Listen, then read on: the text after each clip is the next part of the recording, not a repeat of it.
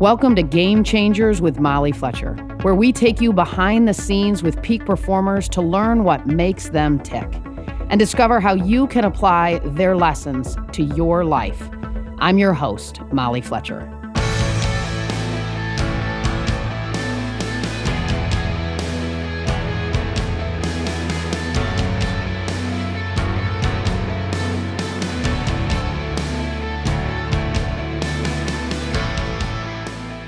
Stress.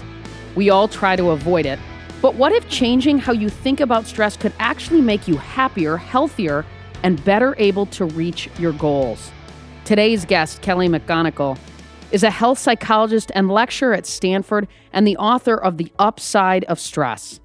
You might know her from her TED Talk, How to Make Stress Your Friend, which is one of the most viewed TED Talks of all time with over 20 million views. In our conversation, Kelly shares the hidden benefits of stress and how to make it a catalyst in your own life. She explains why trying to avoid stress is counterproductive and why instead we need to start thinking about how to have the courage to grow from stress. As a bonus, we also talk about her latest book, The Joy of Movement, which explores why exercise is a powerful antidote to depression, anxiety, and loneliness. Let's dig in. Here's my conversation with Kelly McGonigal.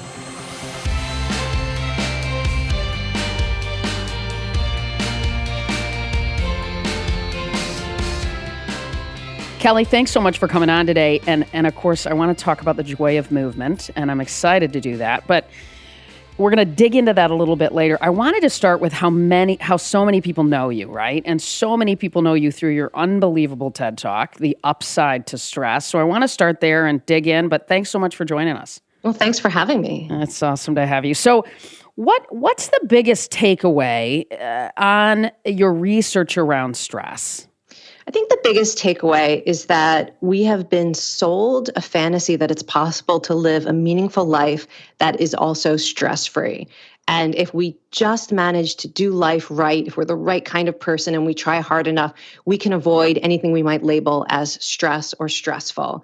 And if our lives are stressful, it means we are still doing something wrong. And what research shows quite clearly is that we have a stress response anytime something that we care about is at stake. And so people who have meaningful lives, meaningful roles and relationships and important goals that they're pursuing, they have a lot of stress. And in fact, stress and meaning are often positively correlated in life.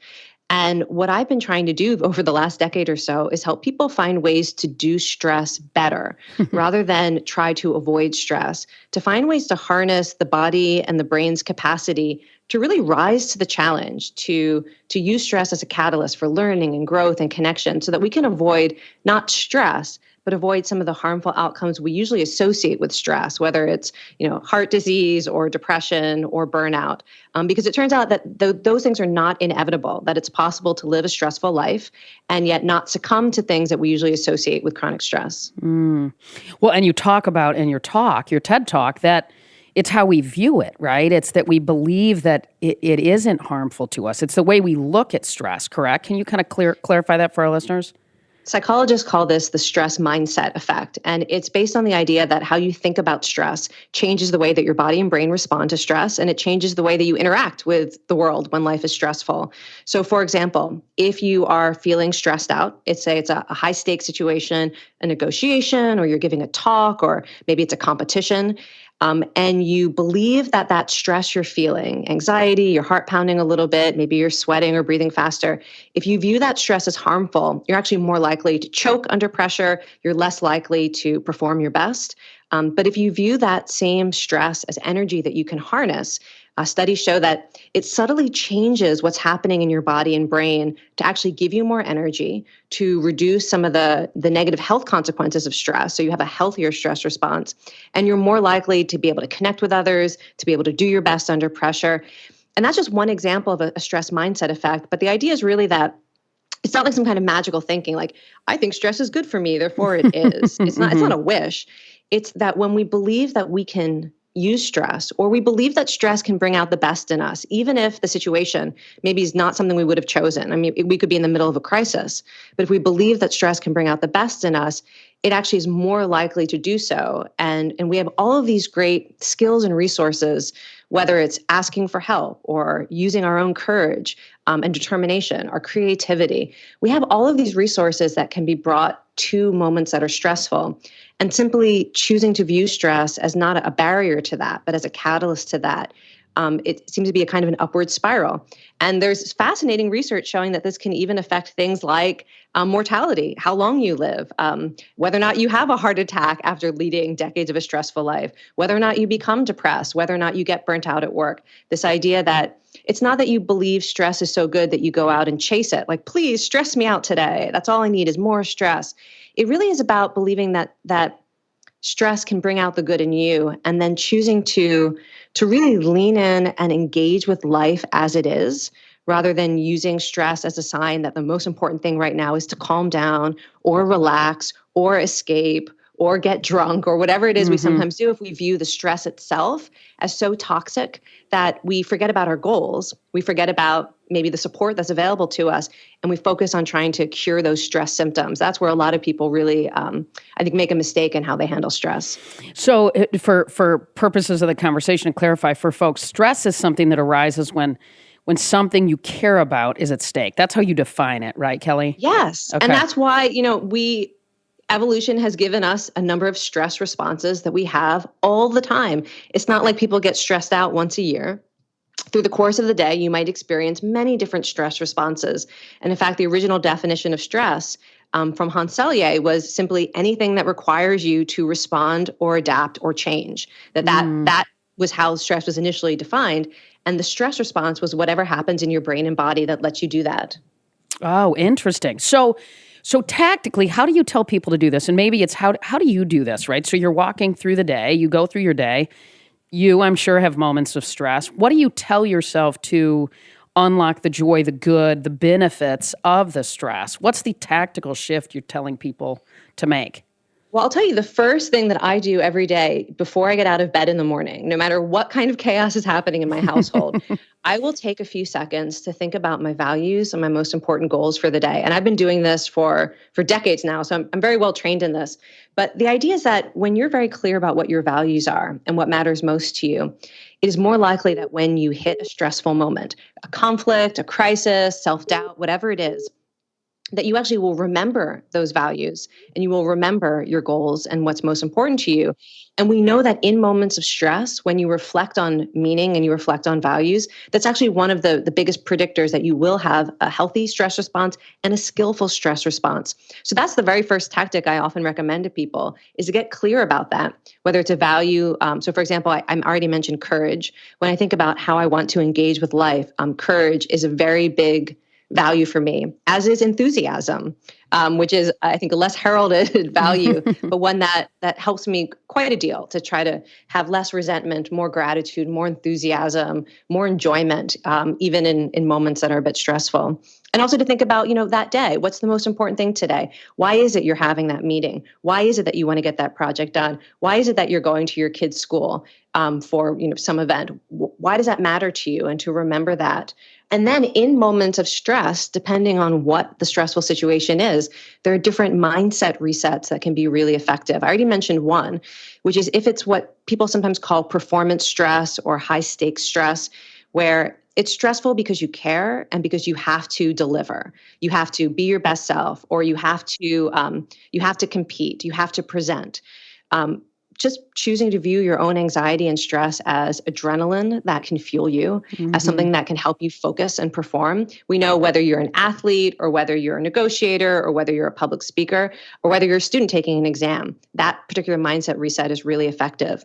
But sometimes stress is bigger than that, in the sense that you can't just show up and rise to the challenge and nail it all on your own. And I often encourage people to pay attention to when stress is bigger than self, in the sense that you're feeling stressed out because you alone cannot handle it, and you are not alone in it. There are other people who are facing a similar challenge. There are other people who may even be struggling more than you. And the most skillful thing to do is to team up, to find allies, to find people who care about you, to find other people that you can help, so that none of you are facing this alone. And that's a different type of mindset reset that I've often found actually people who think they're good at stress sometimes fail the most in this regard because they're so used to rising to the challenge. Maybe they even enjoy the adrenaline of some types of stress. But when it comes to the type of stress where, it's a real crisis, maybe a family situation or a huge change in your business, and you can't just work harder, you can't just get it done. It's really important to recognize that part of what it means to be good at stress is to reach out to others and to find ways to really recruit the resources that are beyond your own, say, persistence or ingenuity. Well, and you talked about that in your TED Talk, right? That when we care for others, the powerful impact that can have on obviously our lives, but even as it relates to stress. Can you expand on that a little bit? Yeah, so this is actually, so the idea works both ways. One is that when you recognize that stress is bigger than self, there's a biological stress response that will motivate you to connect with others. And it's driven by hormones like oxytocin and vasopressin and progesterone, all these different chemicals in your body and brain that nudge you to want to be around others, that improve your emotional intelligence so you can connect better with others. They make hugs feel better. They make laughter feel better. All those things that we enjoy about being around other people. This is a biological response that will basically nudge you to reach out to others and be around others.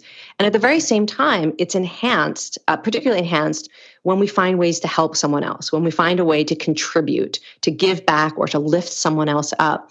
And there's this fascinating research that even if you start out in a stressed out moment feeling overwhelmed and feeling like you don't know what to do, but you look around and you find someone else you can help. Even something as simple as giving someone a hug or giving someone some encouragement or listening to someone, that actually changes the biology of what's happening in your brain in a way that increases hope, that reduces anxiety and overwhelm, and that changes what's happening in the rest of your body in ways that are healthy, that reduce inflammation, that help your body heal and repair from injuries and illness. And it's all driven by this biology of connection. I often say that our stress response has a built-in mechanism for healing from stress. And that mechanism is connecting with other people. And so sometimes in moments of stress, the best thing we can do is ask for help. And sometimes the best thing we can do is help someone else out. And if you can find a way to do both at the same time, that seems to be the best avenue to resilience. That's awesome. That's good stuff. So help folks understand. I mean, because I could see some people still going, I don't know. I'm still just going to try to avoid it, right? At the end of the day, if I can just try to get stress out of my life, and minimize sort of the amount of stress that I have, boy, that would be a tactical thing for me to try to do, right? If I could just unload it. And let me actually say there's some wisdom to that if the stress that you're facing is without meaning and it is within your control. So, I mean, we need to be honest about stress. Most of us don't do stress as a hobby. We don't wake up, in the morning and say, could I please, give my loved one a health crisis? And could I please, experience some sort of stigma or discrimination in the workplace? And could I please run into traffic? I mean, there's a lot of stress that we face that we actually don't have control over. And research shows that if you try to design your life to avoid the stress we can't control, like I don't want to go there because it might be uncomfortable, or, I don't want to deal with my loved one's crisis because I can't fix it. So I just don't want to feel it. I'm going to go into denial, or I'm going to ghost them, which happens often when loved ones are suffering. We think we can't handle the stress. We start to avoid the things that we really can't control. What often happens is we end up in this kind of cocoon that becomes like a prison, and we start to disengage from life. And it's not that we actually manage to escape the stressful things that are causing us the most suffering. What happens is we often cut ourselves off from the very things that would be resources for dealing with stress: positive social interactions, learning and growth, opportunities to improve, to learn, things that really help us deal with the stress we can't control. And that's one of the reasons why avoidance doesn't seem to work. Because at the end of the day, the stress we really, really want to avoid, the biggest suffering, that stuff doesn't seem to be as easily avoided as the stress that if we stayed engaged with it, that's more like a goal or more like an important relationship, that it would actually create resilience for the things we can't control. And so that's, one of the things I often say to people who think they should avoid stress. But certainly if there's something in your life that is just is toxic and you can find no meaning and you have the agency to walk away, of course do that. Sometimes stress is a signal that something needs to change. And I highly encourage people to follow their intuition and be willing to take risks. Sometimes walking away from something is its own form of stress, but it's a better form of stress than staying where you are and dealing with that sort of day-to-day discomfort or conflict. Absolutely. So, my husband and I have 3 teenage daughters. I couldn't resist asking you this question. How do we as parents equip our kids to manage stress as they age and as they embark on, going out into the world, and making changes in their lives from college and onward? What advice do you have for parents on that? If you look at the research, the best predictor of stress resilience is having a loving, secure relationship with at least one adult, a parent or a caregiver, or even another important adult in that child's life or that teenager's life. And I say that because a lot of parents and caregivers are already on the right track in that regard. And to really double down and trust that instinct to protect the relationship rather than protect the child. So rather than thinking, what can I do to help my child avoid any failure or any distress? I'm just going to try to make life safe and easy so my child isn't stressed. What you actually want to do is try to create a relationship with the child where there isn't the sense that that child, there's only one right way to be, and if the child doesn't perform to that standard, then the relationship is broken or strained. That's a different I think that's a different perspective than sometimes parents who love their children so much just want to protect their children from all the stress outside of the relationship. And the other thing is that kids are really, they grow into their resilience when they feel the meaning in their own goals. And a lot of the stress that happens in teenage years is that kids are feeling pressure to do things that aren't obviously connected to their own goals or to the relationships that matter most to them. And one of the best things that adults can do to help teenagers thrive under stress is to get really curious about what matters to that child and to encourage them in pursuing goals that are meaningful, even if it's difficult or stressful, even if it adds more things to the plate, and to let kids start practicing autonomy and making decisions. Maybe it is time to give up on some activity. Maybe it doesn't matter if you get the best grades in every class, that there are a lot of ways to be successful in life, and to really encourage kids to pursue the things that are personally meaningful. And it's the experiences that kids have pursuing those goals that often produce the greatest resilience for future stress, including the stress that they won't be able to control, because they will understand that they have the capacity to work hard and learn. They will have relationships that are meaningful, and they will have a sense of themselves as somebody who is moving in a positive direction and is able to contribute to the world. And again, all of this is very different than what I often see parents or educators do. Like, I'm going to teach kids how to breathe deeply because school is so stressful and school is toxic. So I need to tell kids, yes, we know we're killing you with the stress of school. So here's a 1-minute meditation you can do that's supposed to magically erase all those effects. I couldn't emphasize more that connection and meaning are the best resources. And it's not stress reduction. And it's certainly not techniques that are often sold as being sort of stress reduction skills or tools. Boy, that's fantastic. Thank you for that. One of the things, and you've talked about this a little bit, but you talk about how the stress response isn't just sort of flight or flight. And you say that it can actually help us with 3 things. And you talked about this a little bit: rise to the challenge, connect with others, and to learn and grow. Is there anything else you'd expand on that at all, Kelly, in addition to what you've shared?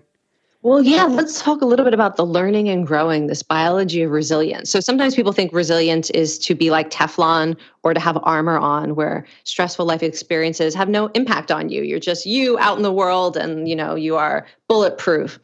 But actually, my favorite definition of resilience is to play a role in how stressful life experiences change you. That is to say, we know that we're changed by life experiences, and even something like, say, a trauma can have both harmful effects and positive effects, including post-traumatic growth and reorganization of your values, a strengthening of certain priorities or relationships. And we know that most stressful experiences have both harmful and positive consequences. And resilience is best thought of as playing an active role, saying, I'm not going to just let life run me over. I'm going to find a way to make meaning out of this, or to learn from this experience, or allow it to be a nudge or a shove to push me in a direction that I care about, that I want to pursue. And there's a biology of this that's built right into our brains and in our bodies.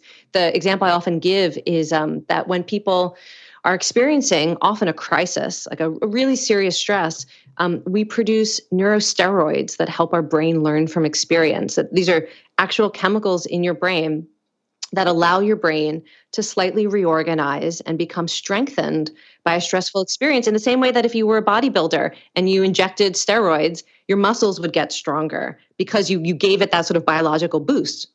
And your body has this built-in mechanism to do the same thing from stress, and you can end up feeling and actually being strengthened by stressful experiences, even ones that in the moment can feel quite overwhelming or that we might define as traumatic. That's unbelievable. That is awesome. How does your research, Kelly, apply to performance under pressure? Obviously that's incredibly important. How does it apply there?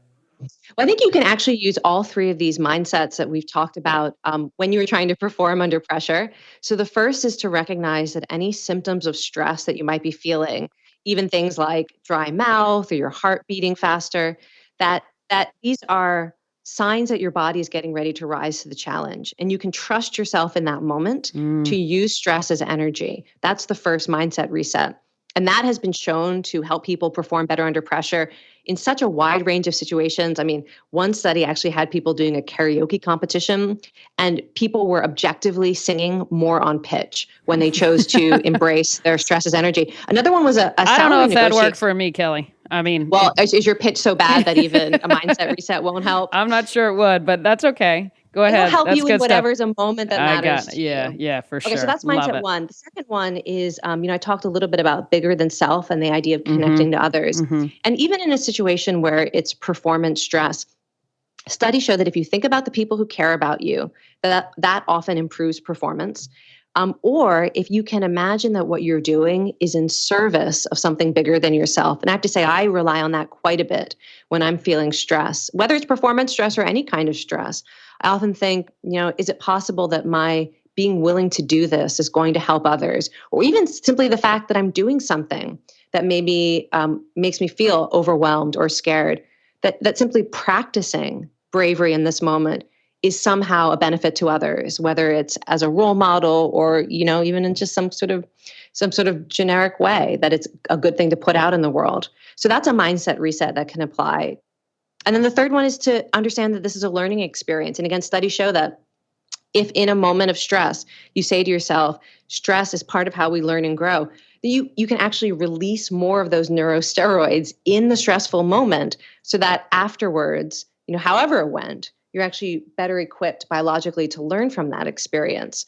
And so the great thing about mindset resets is this is not therapy you have to go into. Mm-hmm. These are things that are true about stress. Mm-hmm. And if you bring even a moment's reflection to any of them, they often allow what is already true, which is that you have these capacities because you are human, and human beings have evolved to be able to live life. Mm-hmm. And you have the ability to rise to the challenge, to connect with others, and to learn and grow. And simply remembering that in moments of stress helps you harness those capacities. Those are awesome tactics. And it's the story we tell ourselves, right? It's the self-talk that matters so much. Absolutely. How does this apply to work cultures where stress seems to be the norm, kind of this underpinning, consistent sort of norm? What advice do you give to work cultures on stress? Well, when I'm talking to people who have a lot of say over workplaces and cultures, I tend to give a different kind of message, which is that you need to help people handle the meaningful stress in their lives and in the workplace rather than offer programs and services that are described as stress reducing. So for example, I don't necessarily give people the opportunity to take some stress reduction class when instead you might be able to provide a food service that gives them healthy meals so that they have more time to themselves, or send them healthy foods at home. We actually do that at Stanford hospitals. There's a program for physicians and other healthcare workers where they have access to some of those meal preparation services. Mm-hmm. And have policies that let people take care of family members.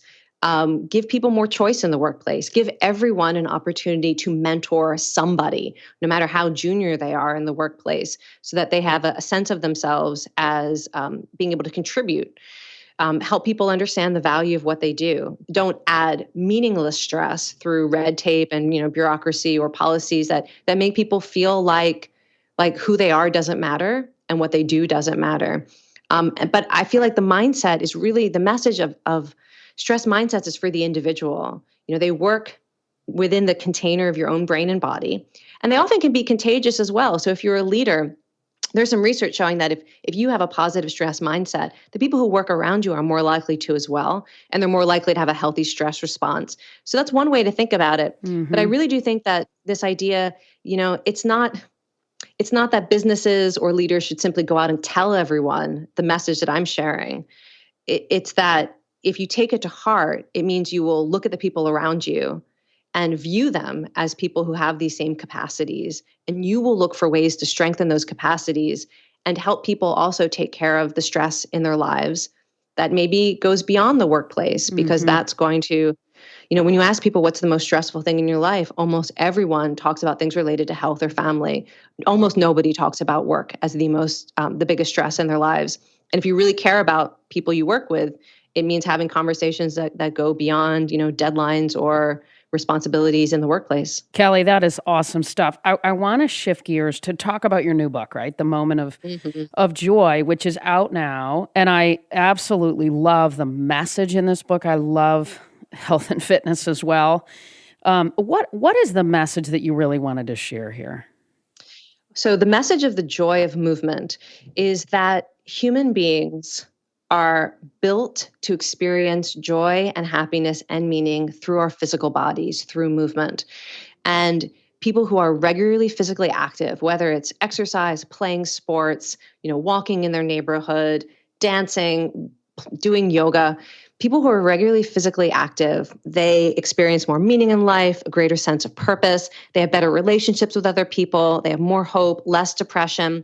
Anything you can think of that we want from a psychological point of view, people who move more experience it more. And this seems to be universal. This is true in every country it's ever been studied, in every socioeconomic status, in every age range, in every health status, even at the level of people who experience extreme challenges to movement through physical disabilities, through stroke, neurological diseases, even in hospice care. People who are able to move their bodies are experiencing more meaning, more joy, and more hope. And so the book is about looking at why exercise and why movement are so critical to mental health and happiness and social connection, and all the different ways that people can experience this, even if they think they're not an exercise person. Can you kind of expand on why it's integral as it relates to both happiness and sort of our humanity? You talk about that a little bit in the book. Can you expand on that a little bit?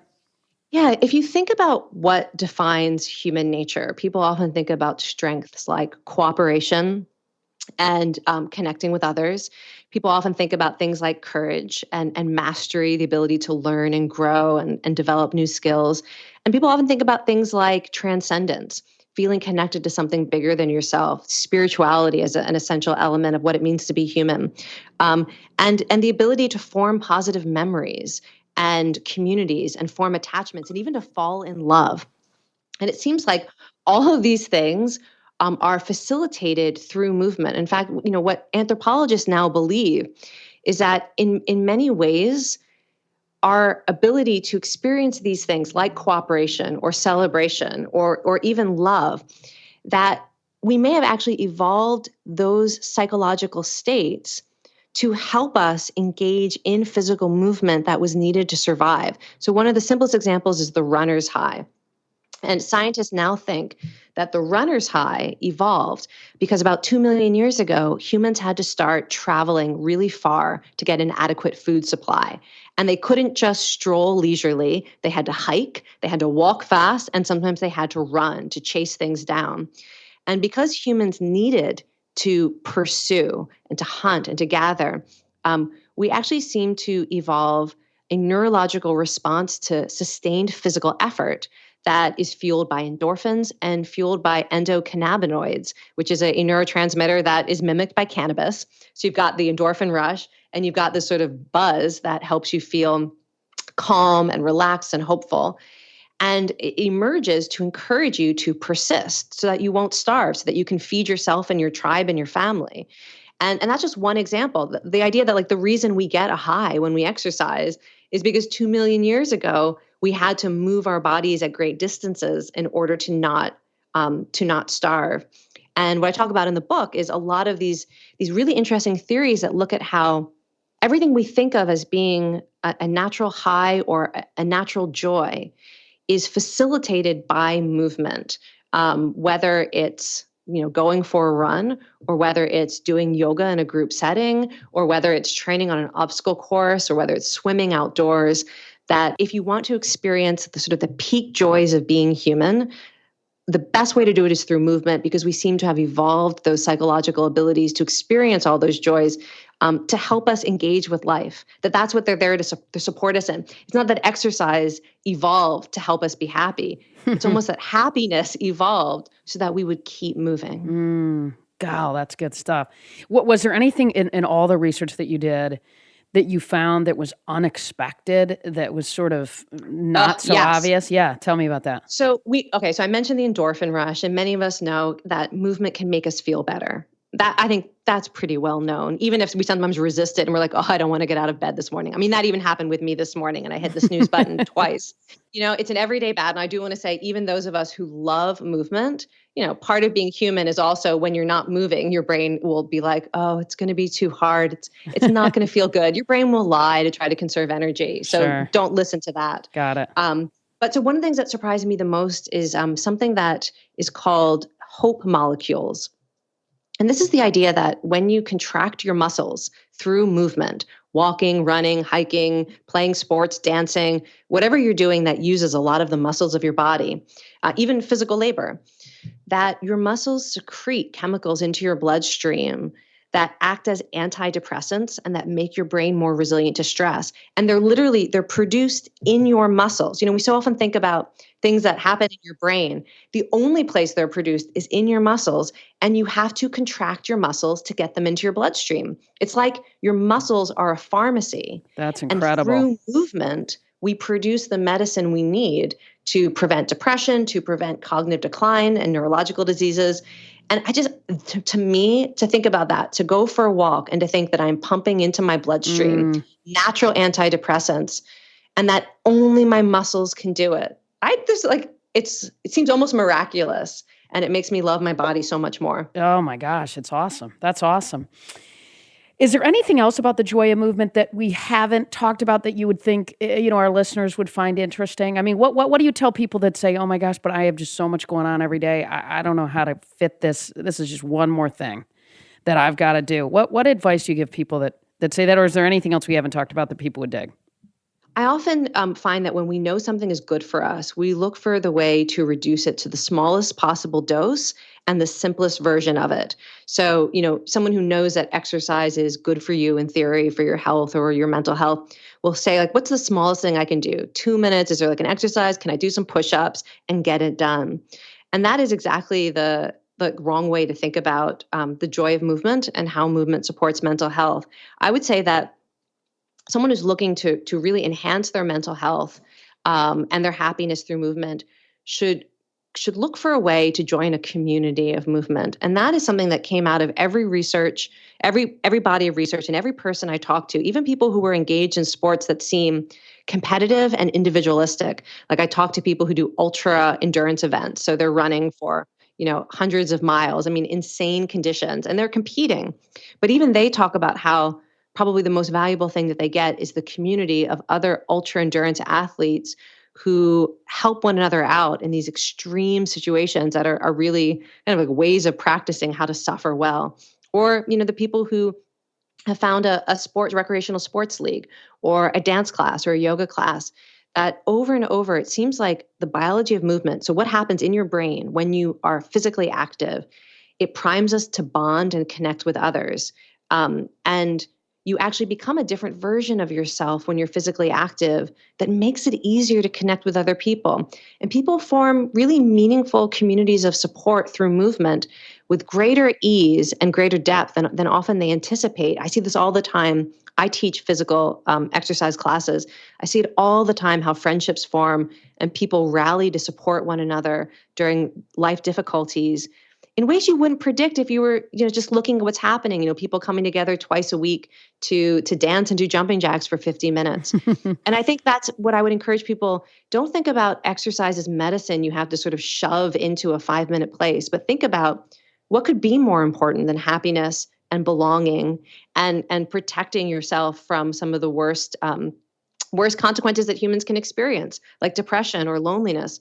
And if that's what movement can do, to actually look for the thing that's most likely to do it, which seems to be to find a community to move in and to make it a meaningful part of your life. So, Kelly, we end every episode with rapid fire questions. So I'm going to fire off a few questions and you just fire back. All right? You in? Mm-hmm. One word to describe yourself. Cat lover. Cat lover. I know before the show you showed me your cool cat. I know. It's because, you know what? It's the thing that probably makes me light up the most. That or dancing. Is the cat, I don't know if it's a he or she, on your lap right now? Yes. Awesome. One word others would use to describe you. Enthusiastic is the one I hear the most. You talked about that earlier. What's the last book you read? The most recent one I read that I loved was The Great Believers. Yeah, that's awesome. Book you most often recommend to others? So there's a book called Post Secret that I often recommend to people. It is a book of, so Frank Warren years ago asked people to send him a postcard and on it to write anonymously a secret they had never told anyone else. And he's now published a number of books that just compile these postcards, and they actually include the postcards themselves. So photographs of the postcards. Cool. And it's fascinating what people have both share and how they communicate it. And again, I love that book, not for some sort of like, oh, wow, look at what people, their secrets, like some sort of voyeuristic thing. It really is incredibly humanizing and reassuring. What is an app you use most often? I am not really a phone person, and I use my phone primarily for playing music and teaching my dance classes. So I'm going to go with iTunes. Nice. What's a guilty pleasure? I had to ask you this one. I do not feel guilty about any of the things that are deeply pleasurable that I engage in. But I love watching reality TV shows that celebrate the contestants. So You Think You Can Dance, Dancing with the Stars, and all the baking shows, the Great British one, the Great Canadian baking shows, where I feel like people are just like, we're so happy you're here and we want you to do well. I love watching these TV shows. And American Ninja Warrior is what's happening right now that I love watching. Yeah. So the show's called Game Changers. So one last question. What game changer inspires you and why?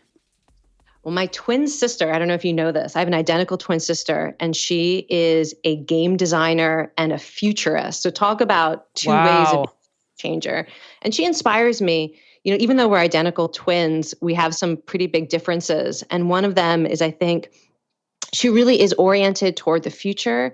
And she has this incredible imagination. And what she does for a living at the Institute for the Future in Palo Alto is, she's basically paid to imagine a future that is different than our present, both, desired futures and futures we would like to avoid. And then to help companies, technology companies and industries and healthcare and individuals figure out what can we do to create the future we want and avoid the futures we don't want. And I'm just, I just like reading scientific studies and dancing. And she really inspires me because she's doing the hard work of trying to not just change the world, but to help other people create the world that we'll live in tomorrow. Well, there is a smart gene running through your family, girl. That's all I have. You know what I'm saying? Good for you. So you get a lot of good insight from her.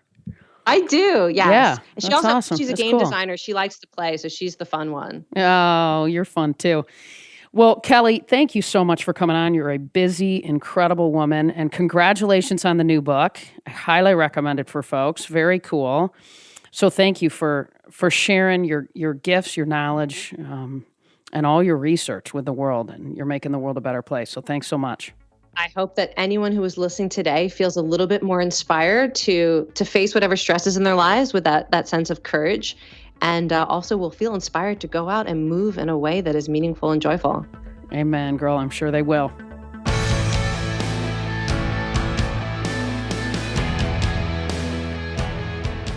Thanks, as always, for listening to Game Changers with Molly Fletcher. If you like the show, be sure to subscribe on Apple Podcasts. There you can listen to previous episodes and leave us a review, which helps other people find out about the show. For more about me, visit mollyfletcher.com. Until next time, stay curious and be bold.